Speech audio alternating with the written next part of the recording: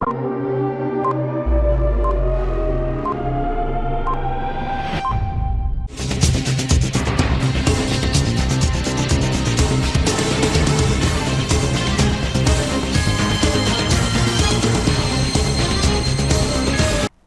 CTV ന്യൂസിലേക്ക് സ്വാഗതം. പ്രധാന വാർത്തകൾ. ഇന്നത്തെ പ്രധാന വാർത്തകൾ നിങ്ങൾക്കായി സമർപ്പിക്കുന്നത് Lalees hyper market, Lalees mall, Pattikkad centre, Thrissur.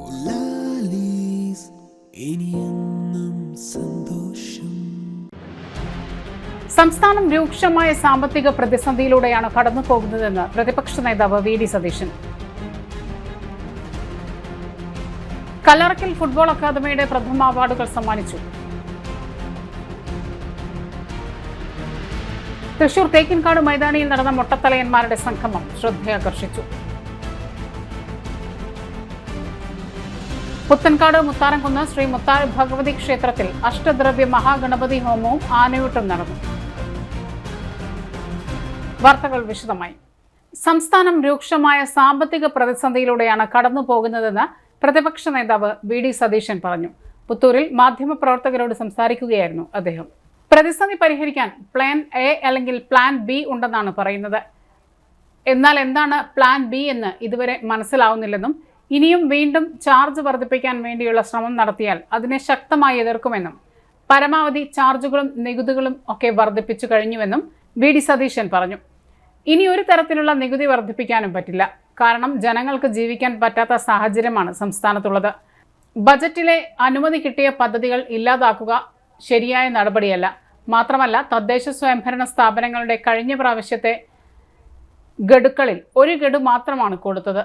ഈ വർഷത്തെ പദ്ധതി വിഹിതം സംബന്ധിച്ച അനിശ്ചിതത്വം നിലനിൽക്കുന്നു. തദ്ദേശ സ്വയംഭരണ സ്ഥാപനങ്ങൾക്ക് പ്രവർത്തിക്കാൻ കഴിയുന്നില്ല. Kerala state electricity board, Kerala state road transport corporation, Kerala state civil supplies corporation, Kerala medical services corporation, Kerala water authority തുടങ്ങി മിക്കവാറും എല്ലാ സ്ഥാപനങ്ങളും രൂക്ഷമായ സാമ്പത്തിക പ്രതിസന്ധിയിലൂടെയാണ് കടന്നു പോകുന്നത്. ആവശ്യത്തിനുള്ള മരുന്നില്ല. ഇതെല്ലാം വലിയ പ്രതിസന്ധിയാണ്.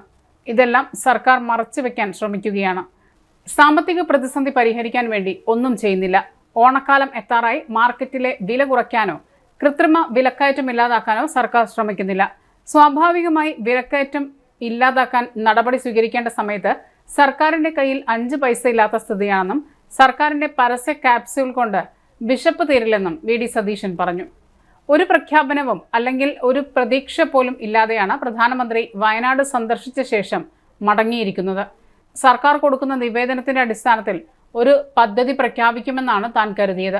സംസ്ഥാന ഗവൺമെന്റ് അങ്ങനെ ഒരു മെമ്മോറാണ്ടം തയ്യാറാക്കി വെച്ചിട്ടുണ്ടായിരുന്നു എന്നത് സംബന്ധിച്ചുള്ള വിവരങ്ങൾ അറിയില്ല. പ്രധാനമന്ത്രി വരുമ്പോൾ നമ്മുടെ ദുരിതാശ്വാസ പ്രവർത്തനങ്ങളെക്കുറിച്ചും പുനരധിവാസ പ്രവർത്തനങ്ങളെക്കുറിച്ചും വളരെ വിശദമായുള്ള ഒരു പ്ലാനും അതിന് സംസ്ഥാനത്തിന് വരുന്ന ബാധ്യത ഭാവിയിൽ ഉണ്ടാകാതിരിക്കാനുള്ള നടപടികൾ, ഇത്രയും കാര്യങ്ങളെ സംബന്ധിച്ചുള്ള ഒരു വലിയ മെമ്മോറാണ്ടം പ്രധാനമന്ത്രിക്ക് സമർപ്പിക്കുന്നത് കൊടുത്തിട്ടില്ല. എന്തായാലും വരും ദിവസങ്ങളിൽ അത് കൊടുക്കട്ടെ എന്നും അതിനെ തുടർന്നാണ് കേന്ദ്ര ഗവൺമെന്റ് തീരുമാനമെടുക്കാൻ പറ്റുകയുള്ളൂവെന്നും VD സതീശൻ പുത്തൂരിൽ പറഞ്ഞു. സംസ്ഥാനത്തെ സാമ്പത്തിക പ്രതിസന്ധി വീണ്ടും രൂക്ഷമാവുകയാണ്. സംസ്ഥാനത്തെ പദ്ധതി ചെലവുകൾ തന്നെ നിയന്ത്രിക്കുകയാണ്. ബജറ്റിൽ അനുവദിച്ച വർക്കുകൾ പോലും അതിൻ്റെ എല്ലാ നടപടിക്രമങ്ങളും പൂർത്തിയാക്കി ഭരണാനുമതി കൊടുക്കേണ്ട ഘട്ടത്തിൽ ധനകാര്യ വകുപ്പിൽ നിന്ന് പ്രത്യേക ഉത്തരവിറക്കി ഇതിനൊന്നും ഇപ്പോൾ ഭരണാനുമതി കൊടുക്കേണ്ട എന്നാണ് പറഞ്ഞിരിക്കുന്നത്. അതായത് ബജറ്റിൽ കൊടുത്തിരിക്കുന്ന തുകയ്ക്ക് പോലും എല്ലാ നടപടിക്രമങ്ങളും പൂർത്തിയാക്കി ഭരണാനുമതി കൊടുക്കുന്നില്ല. ഇപ്പോൾ രൂക്ഷമായ സാമ്പത്തിക പ്രതിസന്ധിയിലൂടെയാണ് സംസ്ഥാനം കടന്നു പോകുന്നത്. നേരത്തെ പറഞ്ഞു പ്ലാൻ A ഇല്ലെങ്കിൽ പ്ലാൻ B ഉണ്ടാവുന്നു. എന്താണ് പ്ലാൻ B എന്ന് ഇതുവരെ മനസ്സിലാവുന്നില്ല. ഇനിയും വീണ്ടും ചാർജുകൾ വർദ്ധിപ്പിക്കാൻ വേണ്ടിയിട്ടുള്ള ശ്രമം നടത്തിയാൽ അതിനെ ശക്തിയായി എതിർക്കും. പരമാവധി ചാർജുകളും നികുതിയും ഒക്കെ വർദ്ധിപ്പിച്ചാണ് ഇരിക്കുന്നത്. ഇനി ഒരു തരത്തിലുള്ള നികുതി വർദ്ധിപ്പിക്കാനും പറ്റില്ല. കാരണം ജനങ്ങൾക്ക് ജീവിക്കാൻ പറ്റാത്ത സാഹചര്യമാണ് സംസ്ഥാനത്തുള്ളത്. നികുതി വർദ്ധിപ്പിക്കാൻ വേണ്ടിയിട്ടുള്ള ഒരു നടപടിയും ധനകാര്യ വകുപ്പ് ചെയ്യുന്നില്ല. ധനകാര്യ വകുപ്പിൻ്റെ ഏക പരിപാടി ഇപ്പോൾ വെട്ടിക്കുറയ്ക്കൽ മാത്രമാണ്. പദ്ധതി തുക വെട്ടിക്കുറയ്ക്കുക, അതുപോലെ ബജറ്റിൽ അനുമതി കിട്ടിയ പദ്ധതികൾ ഇല്ലാതാക്കുക. ഇതൊരു ശരിയായ നടപടിയല്ല. മാത്രമല്ല, തദ്ദേശ സ്വയംഭരണ സ്ഥാപനങ്ങളിലെ കഴിഞ്ഞ പ്രാവശ്യം ഒരു ഗഡു മാത്രമാണ് കൊടുത്തത്. രണ്ടാം ഗഡുവും മൂന്നാം ഗഡുവും കൊടുത്തിട്ട് ട്രഷറി പൂട്ടുകയും ട്രഷറി ബാൻ ഏർപ്പെടുത്തുകയും ചെയ്തു. അതിൻ്റെ സ്പിൽ ഓവർ വർക്ക് ഈ വർഷത്തേക്കാണ് കൊടുക്കേണ്ടത്. ആ സ്പിൽ ഓവർ വർക്കിനെ സംബന്ധിച്ച അനിശ്ചിതത്വം നിലനിൽക്കുന്നു. ഈ വർഷത്തെ പദ്ധതി വിഹിതം സംബന്ധിച്ച അനിശ്ചിതത്വം നിലനിൽക്കുന്നു. തദ്ദേശ സ്വയംഭരണ സ്ഥാപനങ്ങൾക്ക് പ്രവർത്തിക്കാൻ കഴിയുന്നില്ല. അതുപോലെ Kerala state electricity board, Kerala state road transport corporation, Kerala state civil supplies corporation, Kerala medical services corporation തുടങ്ങി കേരള വാട്ടർ അതോറിറ്റി തുടങ്ങിയ മിക്കവാറും എല്ലാ സ്ഥാപനങ്ങളും രൂക്ഷമായ സാമ്പത്തിക പ്രതിസന്ധിയിലൂടെ പോകുന്നു. മാവേലി സ്റ്റോറിൽ ഇപ്പോഴും സാധനമില്ല, മരുന്നുകൾ ആവശ്യത്തിനുള്ള മരുന്നില്ല. ഇതെല്ലാം വലിയ പ്രതിസന്ധിയാണ്. ഇതെല്ലാം സർക്കാർ മറച്ചു വയ്ക്കാൻ ശ്രമിക്കുകയാണ്. ഒരു നടപടി ഇത് പരിഹരിക്കാൻ വേണ്ടി ചെയ്യുന്നില്ല. കല്ലറക്കൽ ഫൗണ്ടേഷന്റെ പ്രഥമ അവാർഡുകൾ സമ്മാനിച്ചു. കേരളത്തിലെ കുരുന്നുകളിൽ നിന്ന് ഒരു പതിറ്റാണ്ടിനകം 1 ഡസൻ ഇന്ത്യൻ ഫുട്ബോളർമാരെയും നിരവധി സംസ്ഥാന താരങ്ങളെയും വാർത്തെടുക്കുക എന്ന ലക്ഷ്യവുമായി ആരംഭം കുറിച്ചിരിക്കുന്ന കല്ലറക്കൽ ഫുട്ബോൾ അക്കാദമിയുടെ ആഭിമുഖ്യത്തിൽ കല്ലറക്കൽ ഫൗണ്ടേഷൻ ഏർപ്പെടുത്തിയ പ്രഥമ അവാർഡുകൾ സമ്മാനിച്ചു. അവാർഡ് ദാന സമ്മേളനം ഫുട്ബോളറും മുൻ MP-യുമായ പന്ന്യൻ രവീന്ദ്രൻ ഉദ്ഘാടനം ചെയ്തു. മുതിർന്ന മാധ്യമപ്രവർത്തകനും എഴുത്തുകാരനുമായ MP സുരേന്ദ്രൻ അധ്യക്ഷത വഹിച്ചു. ലൈസൻസ്ഡ് ഫുട്ബോൾ കോച്ചുമാർക്ക് നൽകുന്ന Kallarakkal foundation coaching excellence award പുരുഷ വനിതാ വിഭാഗങ്ങളിൽ യഥാക്രമം എബിൻ റോസ്, ഡോക്ടർ PV പ്രിയ എന്നിവർക്ക് പന്ന്യൻ രവീന്ദ്രൻ സമ്മാനിച്ചു. 25,000 രൂപയും മൊമന്റോയും അടങ്ങുന്നതാണ് award. Best footballer reporting award Deepika senior sub editor Sebi മാളിയേക്കലിന്, Irinjalakuda Christ College manager father Joy പീണിക്കപ്പറമ്പിൽ, മുൻ അന്തർദേശീയ ഫുട്ബോൾ താരം വിക്ടർ മഞ്ഞില എന്നിവർ ചേർന്ന് സമ്മാനിച്ചു. പെൺകുട്ടികളുടെ ഫുട്ബോൾ പരിശീലനത്തിൽ സവിശേഷ ശ്രദ്ധയൂന്നുന്ന തോമസ് കാട്ടുകാരന് സ്പെഷ്യൽ അവാർഡ് MP സുരേന്ദ്രൻ സമ്മാനിച്ചു. ഇരുവർക്കും 11,111 രൂപയും മൊമന്റോയും അടങ്ങുന്നതായിരുന്നു അവാർഡ്. അന്തർദേശീയ ഫുട്ബോൾ താരം Victor Manjila, Christ College manager father Joy പീണിക്കപ്പറമ്പിൽ എന്നിവർ ആശംസകൾ അർപ്പിച്ചു. അന്തർദേശീയ ഫുട്ബോൾ താരം MM ജേക്കബ് അവാർഡ് ജേതാക്കളെ പരിചയപ്പെടുത്തി. Kallarakkal foundation director Stephen Antony സ്വാഗതവും ചിന്നൻ പൈനാടത്ത് നന്ദിയും പറഞ്ഞു. തൃശൂർ സ്പോർട്സ് കൗൺസിൽ ഹാളിൽ നടന്ന സമ്മേളനത്തിൽ ദേശീയ അന്തർദേശീയ ഫുട്ബോൾ താരങ്ങൾ, സന്തോഷ് ട്രോഫി താരങ്ങൾ, കായിക പ്രേമികൾ എന്നിവർ പങ്കെടുത്തു. ഫുട്ബോളിനെ കുറിച്ച് ഇപ്പോൾ അത്ര വലിയ ആവേശം നമുക്കുണ്ട്. നമ്മൾ ഫിഫ കപ്പും ഒളിമ്പിക്സും തമ്മിലുള്ള വ്യത്യാസം എന്താ? ഇത് പ്രൊഫഷണൽ ഫുട്ബോളാണ്, അത് അമച്ചറാണ്. അമച്ചർ ഫുട്ബോളിൽ 3 കളിക്കാരനെ മാത്രമാണ് പ്രധാന കളിക്കാരൻ ചിലപ്പോൾ, ബാക്കിയെല്ലാം അമച്ചർ പ്ലേയേഴ്സാണ്. അത് ഒളിമ്പിക്സ് ഫുട്ബോളിൽ കളി കണ്ടുകൊണ്ടിരിക്കുമ്പോഴാണ് യൂൾഡ്രിമെ എന്ന് പറയുന്ന 3ാമത്തെ ഫിഫ പ്രസിഡന്റ് അദ്ദേഹത്തിന് പെട്ടെന്ന് മനസ്സിൽ വല്ലാത്ത ദുഃഖമുണ്ടായി. കാരണം കളി കാണാൻ ആകെ ഒരു 300 ആളാണ്. 300 പേര് കളിക്കുന്നു, ഉറുഗ്വേ കളിക്കുകയാണ് 300 പേരാണ്.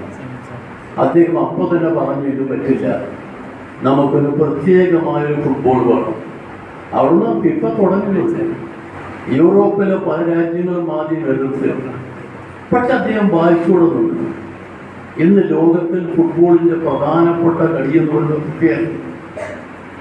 ആ ഫിഫ കപ്പ് നമ്മൾ ലോകത്തിൽ ഏത് കോണും നമ്മൾ കാണുന്നല്ലോ, നമ്മൾ എങ്ങനെയും കാണും.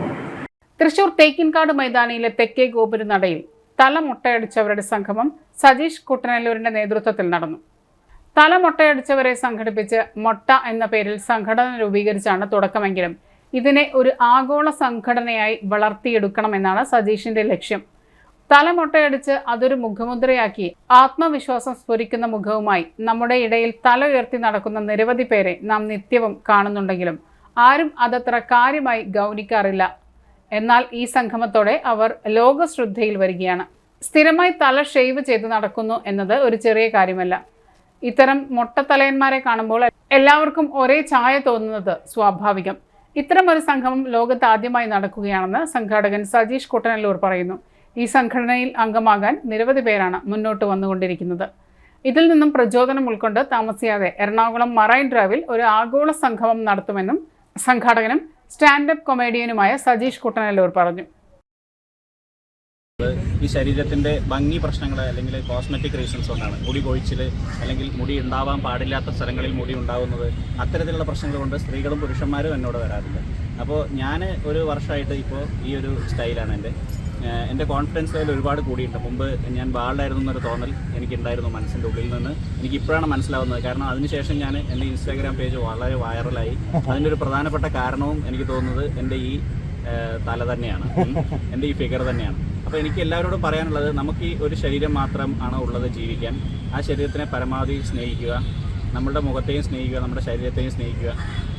എന്തെങ്കിലും ഒരു കുറവുകളുണ്ടെന്നുണ്ടെങ്കിൽ അതിനെ ഒന്നുകൂടി ഭംഗിയാക്കാൻ എങ്ങനെ പറ്റും എന്നുള്ളത് നമ്മൾ റിസർച്ച് ചെയ്ത് കണ്ടുപിടിക്കുക. തൃശൂർ നഗരത്തിലെ വ്യാപാര സ്ഥാപനത്തിൽ തീപിടുത്തം. തൃശൂർ പോസ്റ്റ് ഓഫീസ് റോഡിലുള്ള കേരള ഭവൻ ബിൽഡിംഗിൽ പ്രവർത്തിക്കുന്ന ലൈറ്റ്നിംഗ് ഫാക്ടറി എന്ന ഇലക്ട്രിക് കടയുടെ 1ാം നിലയിലാണ് തീപിടിച്ചത്. പുക ഉയരുന്നത് ശ്രദ്ധയിൽപ്പെട്ട യാത്രക്കാർ ഉടൻ ഫയർഫോഴ്സിൽ വിവരമറിയിച്ചതനുസരിച്ച് പെട്ടെന്ന് തന്നെ ഫയർഫോഴ്സ് സ്ഥലത്തെത്തി തീയണക്കാൻ ആരംഭിച്ചതിനാൽ അടുത്ത കെട്ടിടങ്ങളിലേക്ക് തീ പടരാതെ നിയന്ത്രിക്കാനായത് വലിയ അപകടം ഒഴിവായി. ഞായറാഴ്ചയായതിനാൽ അവധിയായിരുന്ന കടയുടെ ഷട്ടർ പൊളിച്ചാണ് ഫയർഫോഴ്സ് അകത്ത് കടന്നത്. ഷോർട്ട് സർക്യൂട്ടാണ് അപകട കാരണമെന്നാണ് പ്രാഥമിക നിഗമനം. ലക്ഷങ്ങളുടെ നഷ്ടം കണക്കാക്കുന്നു. Assistant station officer Anilkumar, Shanavas, Harikumar എന്നിവരുടെ നേതൃത്വത്തിലുള്ള 2 യൂണിറ്റുകളാണ് തീയണച്ചത്.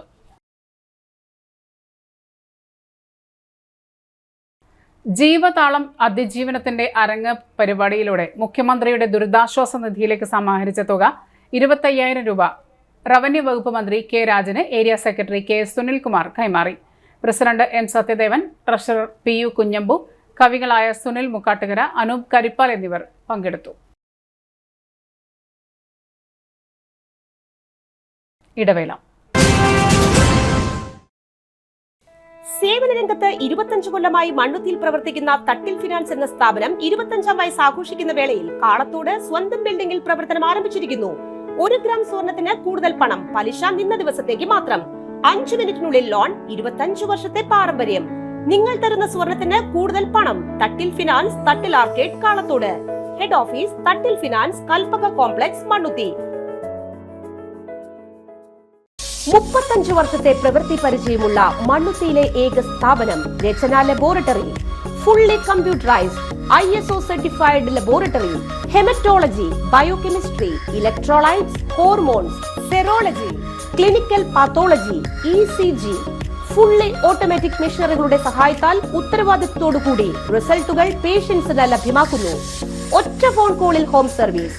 വിദഗ്ധരായ ടെക്നീഷ്യന്മാരുടെ സേവനം.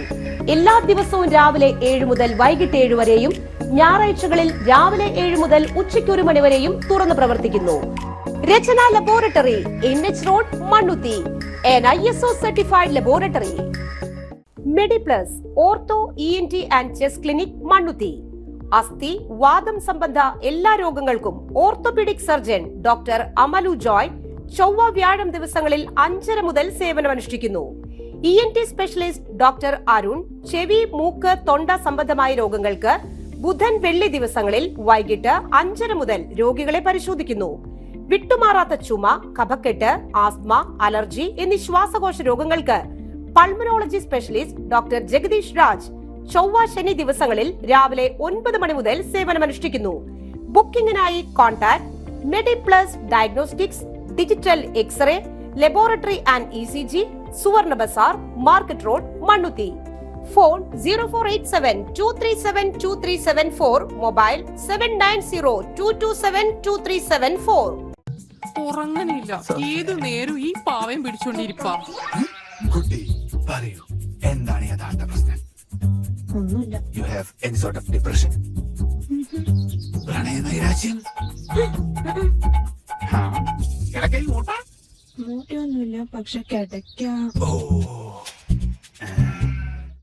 ഇത് ഏത് മെഡിസിൻ? മെഡിസിൻ അല്ല, റോയൽ ബെഡ് ഹൗസ്.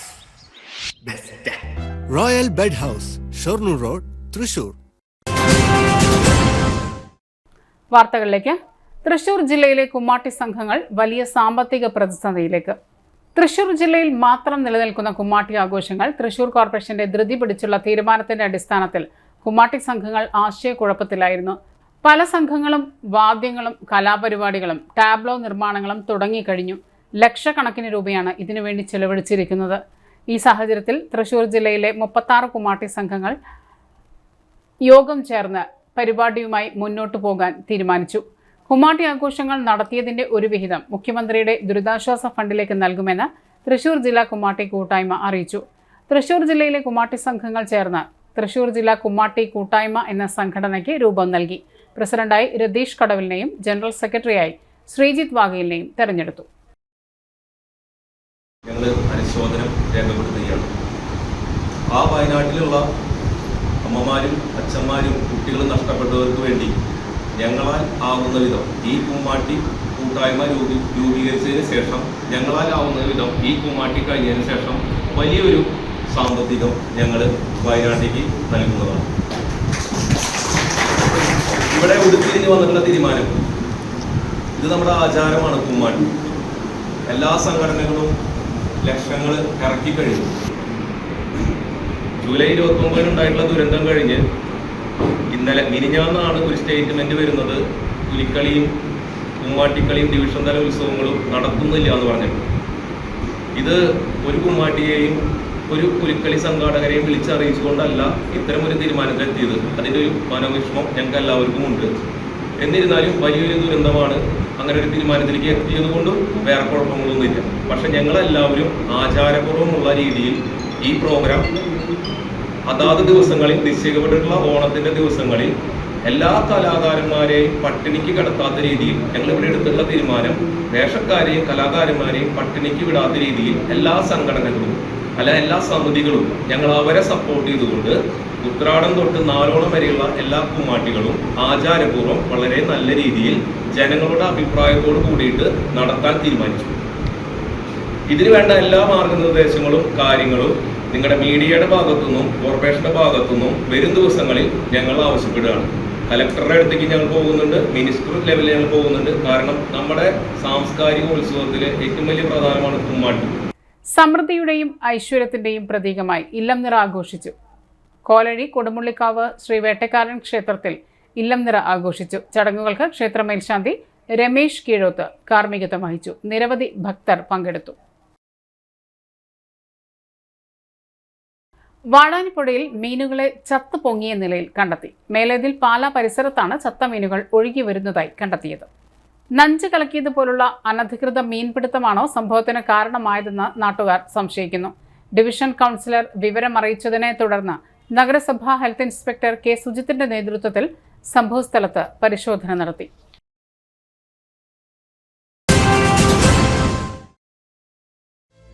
പരിശുദ്ധ സ്വർണ്ണ വിപണനത്തിന്റെ 26-ൽ പരം വർഷങ്ങൾ.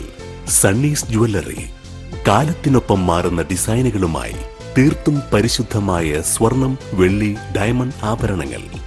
ഇഷ്ടാനുസരണം തിരഞ്ഞെടുക്കുവാൻ ഏറ്റവും വലിയ ആഭരണ കളക്ഷൻ. വർഷങ്ങളായി പ്രവർത്തിച്ച് ജനവിശ്വാസം ആർജിച്ച പാരമ്പര്യം. ജനങ്ങളുടെ സൗകര്യാർത്ഥം മണ്ണുത്തിയിൽ തൃശൂർ ബസ് സ്റ്റോപ്പിന് സമീപവും പോസ്റ്റ് ഓഫീസിന് സമീപവുമായി 2 ഷോറൂമുകൾ. മോഹന വാഗ്ദാനങ്ങളില്ലാത്ത വിശ്വസ്ത സ്ഥാപനം സണ്ണീസ് ജ്വല്ലറി, തൃശൂർ ബസ് സ്റ്റോപ്പിന് സമീപം മണ്ണുത്തി. അവർ സിസ്റ്റർ കൺസേൺ സണ്ണീസ് ജ്വല്ലറി, പോസ്റ്റ് ഓഫീസിനു സമീപം മണ്ണുത്തി. നിങ്ങൾക്ക് ഡയബറ്റീസ് ഉണ്ടോ? ഡയബറ്റീസ് കണ്ണിന്റെ ഞരമ്പുകളെ ദുർബലപ്പെടുത്തി കാഴ്ച നഷ്ടപ്പെടുവാൻ സാധ്യതയുണ്ട്. കണ്ണിന്റെ ഞരമ്പുകളെ സംരക്ഷിക്കുന്ന നൂതന ചികിത്സയുമായി അമൃത കണ്ണാശുപത്രി മണ്ണുത്തി. കണ്ണോപ്പറേഷൻ ഇനി മണ്ണുത്തിയിൽ. 30 വർഷത്തെ സേവന പാരമ്പര്യവുമായി ഡോക്ടർ ആശ അമൃത കണ്ണാശുപത്രി മണ്ണുത്തി. നൂതന ഫ്രെയിമുകളും കോൺടാക്ട് ലെൻസുകളും ഇവിടെ ലഭ്യമാണ്. കൂടാതെ എല്ലാ ഇൻഷുറൻസ് പരിരക്ഷകളും ചികിത്സകളും ഇവിടെ ലഭിക്കുന്നു. അമൃത കണ്ണാശുപത്രി Mannuthy and Vadakkumchery. Phone 0487-237-4285. Mobile 9061858682. ആതുര ശുശ്രൂഷ രംഗത്ത് കാൽനൂറ്റാണ്ടായി മഹനീയ സേവനം കാഴ്ചവെച്ച് വിലങ്ങന്നൂർ സെന്ററിൽ പ്രവർത്തിക്കുന്ന പനക്കൽ ആയുർവേദ ഫാർമസിയുടെ നവീകരിച്ച ആയുർവേദ ക്ലിനിക് ഇപ്പോൾ തുറന്നു പ്രവർത്തിക്കുന്നു. തിങ്കൾ, വെള്ളി ദിവസങ്ങളിൽ വൈകിട്ട് 3 മുതൽ 6 വരെ ഡോക്ടർ വിനയ ജിബിൻ പനക്കൽ രോഗികളെ പരിശോധിക്കുന്നു. സ്ത്രീകൾക്കായി പ്രത്യേക പരിശോധനാ സംവിധാനം. ഏത് രോഗത്തിനും പ്രതിവിധി. Panakkal Ayurveda pharmacy, Vilangannur. Phone number 9495225992. Arattupuzha Shri Sastha ക്ഷേത്രത്തിലെ ഇല്ലംനിറ ഭക്തിസാന്ദ്രമായി. രാവിലെ 8 മണിക്ക് നമസ്കാര മണ്ഡപത്തിൽ വെച്ച് ഗണപതി പൂജയോടെയാണ് ഇല്ലംനിറയുടെ ചടങ്ങുകൾ ആരംഭിച്ചത്. തുടർന്ന് ഇല്ലി, നെല്ലി, അത്തി, ഇത്തി, അരയാൽ, പേരാൽ എന്നിവയുടെ ഇലകൾ മണ്ഡപത്തിൽ സമർപ്പിച്ച് ലക്ഷ്മി പൂജയ്ക്ക് തുടക്കം കുറിച്ചു. ലക്ഷ്മി പൂജയുടെ മധ്യേ അരിമാവ് കൊണ്ടണിഞ്ഞ് നാക്കിലയിൽ തയ്യാറാക്കി ഗോപുരത്തിൽ വെച്ചിരുന്ന പൊൻകതിരുകൾ മേൽശാന്തി തീർത്ഥം തെളിച്ച് ശുദ്ധി വരുത്തി. കുത്തുവിളക്കിന്റെയും മണിനാദത്തിന്റെയും ശംഖുനാദത്തിന്റെയും ഭക്തജനങ്ങളുടെയും അകമ്പടിയോടെ മേൽശാന്തിമാർ കതിർക്കറ്റകൾ ശിരസിലേറ്റി ക്ഷേത്ര മതിൽക്കകത്ത് പ്രദക്ഷിണം വെച്ച് കതിരുകളെ ചുറ്റിനകത്തേക്ക് എഴുന്നള്ളിച്ചു. ക്ഷേത്രത്തിനുള്ളിൽ പ്രദക്ഷിണം ചെയ്ത് കതിർക്കറ്റകളെ നമസ്കാര മണ്ഡപത്തിൽ ഇറക്കി എഴുന്നള്ളിച്ചു. അവിടെ വെച്ച് ലക്ഷ്മി പൂജ പൂർത്തിയാക്കിയ ശേഷം പൂജിച്ച നെൽക്കതിരുകൾ ശ്രീകോവിലിൽ ശാസ്താവിന് സമർപ്പിച്ചു. ക്ഷേത്ര പത്തായപ്പുരയിലും നെല്ലറയിലും മറ്റും കതിരുകൾ സമർപ്പിച്ചതിനു ശേഷം നെൽക്കതിരുകൾ ഭക്തജനങ്ങൾക്ക് പ്രസാദമായി നൽകി. പ്രസാദമായി ലഭിച്ച കതിരുകൾ സ്വന്തം ഗൃഹങ്ങളിൽ നിലവിളക്കിന്റെ സാന്നിധ്യത്തിൽ സ്ഥാപിക്കുന്നത് ഐശ്വര്യപ്രദമാണ് എന്നാണ് വിശ്വാസം. ക്ഷേത്ര മേൽശാന്തിമാരായ കുറ്റമ്പള്ളി പത്മനാഭൻ നമ്പൂതിരി, മൂർക്കനാട് മന മോഹനൻ നമ്പൂതിരി എന്നിവർ പൂജകൾക്ക് നേതൃത്വം നൽകി. പുത്തൻകാട് മൂത്താരക്കുന്ന് ശ്രീ മൂത്താര് ഭഗവതി ക്ഷേത്രത്തിൽ അഷ്ടദ്രവ്യ മഹാഗണപതി ഹോമവും ആനയൂട്ടും സംഘടിപ്പിച്ചു. ഞായറാഴ്ച രാവിലെ നിർമ്മാല്യ ദർശനം, അഷ്ടദ്രവ്യ മഹാഗണപതി ഹോമം, ഉഷപൂജ, ഉച്ചപൂജ, ആനയൂട്ട്, ഗജപൂജ എന്നീ ചടങ്ങുകൾ ക്ഷേത്ര മേൽശാന്തി സലീഷ്, കീഴ്ശാന്തിമാരായ ഋഷികേശ്, ആകാശ് തിലകൻ എന്നിവർ കാർമ്മികത്വം വഹിച്ചു.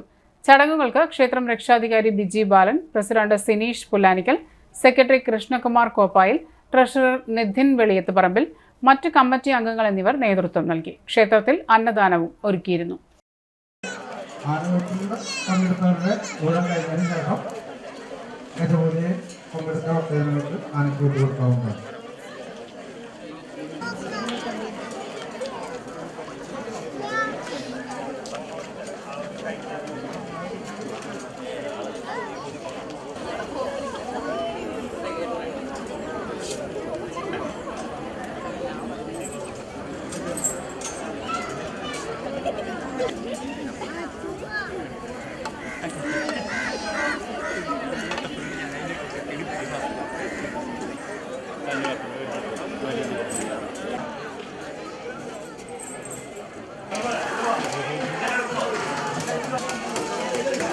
ഫുട്ബോൾ കളിക്കിടെ വിദ്യാർത്ഥി കുഴഞ്ഞു വീണ് മരിച്ചു.